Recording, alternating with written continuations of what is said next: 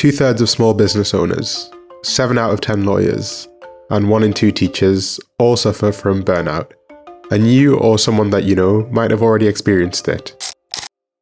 Going back as far as 1981, when over 11,000 air traffic controllers went on strike, they cited early burnout as one of the reasons. And today the World Health Organization now recognizes burnout in its international classification of diseases. It's becoming a worldwide crisis, one that doesn't get anywhere near as much attention as it deserves. I want you to stick with me for a little bit so we can explore some of the psychology behind burnout, understand why it's becoming so prevalent, and see if there's anything we can do about the burnout epidemic. The term burnout was first popularized by Dr. Herbert Freudenberger in the 1970s. Freudenberger was, at the time, a pretty accomplished psychologist with his own private practice that was seemingly in pretty great demand. But like many other people in the medical profession, he had a desire to do more, a desire to help those who were well and truly in need. And so after doing a full day shift in his private practice, sometimes spending up to 10 or 12 hours working, he'd head straight to his second job at a free clinic in the East Village of New York. His patients had all sorts of struggles, and Dr. Freudenberger would stay at the clinic as late as midnight, providing medical care completely free of charge. But as you might imagine, this isn't particularly sustainable, and Dr. Herbert's own reflections in this period make that adamantly clear. This is a journal entry from a paper he wrote describing the idea of burnout. You start your second job when most people go home, and you put a great deal of yourself in the work. You demand this of yourself, and the staff demands it of you, and the population that you are serving demands it of you. As usually happens, more and more demands are made upon fewer and fewer people. You gradually build up in those around you and in yourself the feeling that they need you. You feel a total sense of commitment, the whole atmosphere builds up to it, until finally you find yourself, as I did, in a state of exhaustion. Freudenberger described this state of affairs as being burnt out, and 50 years later, not a whole load has changed. With living costs spiralling out of control and wages stagnating despite the fact that we're more productive than ever, it's not a surprise that more and more people would describe themselves as burned out, 50 years on from Freudenberger's original description. This really came to the forefront in the pandemic, when many people realized that, well, they'd had enough.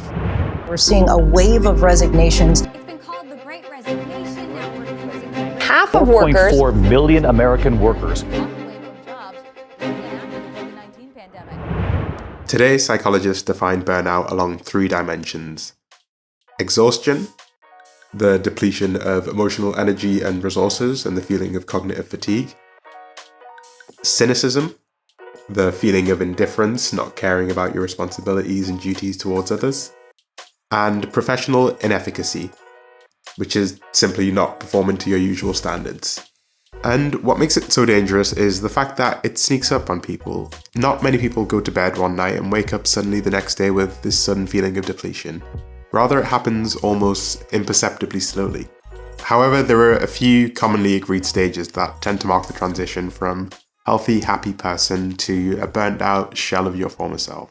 And they're described really well in this book, The Work-Stress Connection, How to Cope with Job Burnout.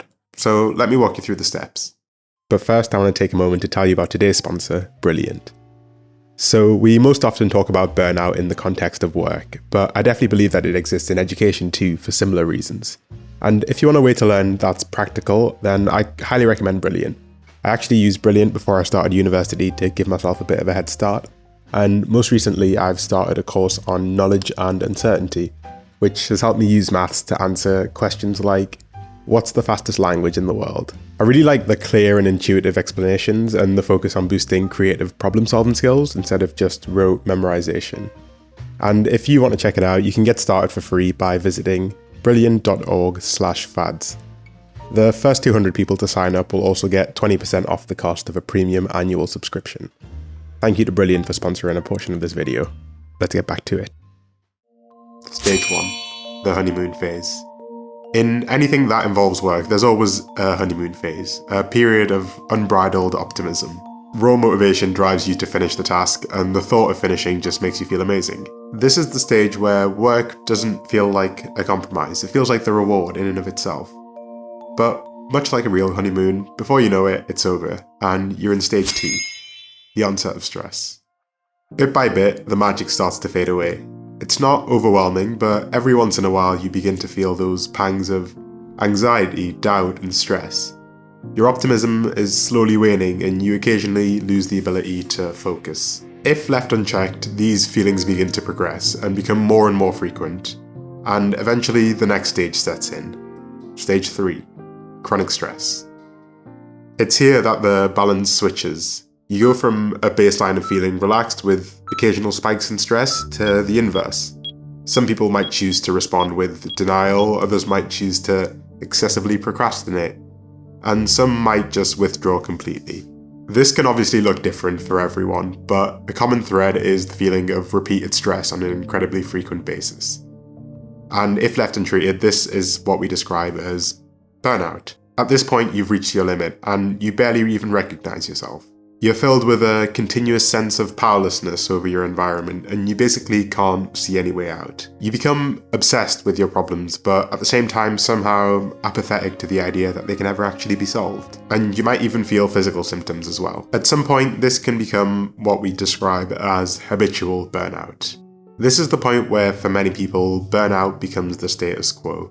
You can't remember a point in your life when you didn't feel the way that you do. The apathy, the physical fatigue, and the emotional exhaustion all just become parts of daily life. This is the stage when people's safety is at risk, and hopefully they reach out and try to obtain some kind of support. I would expect you to relate to at least part of this phenomenon. This is becoming more and more frequent as we shift towards a world where people are expected to tie more and more of their identity and their time into their work without being provided with commensurate reward.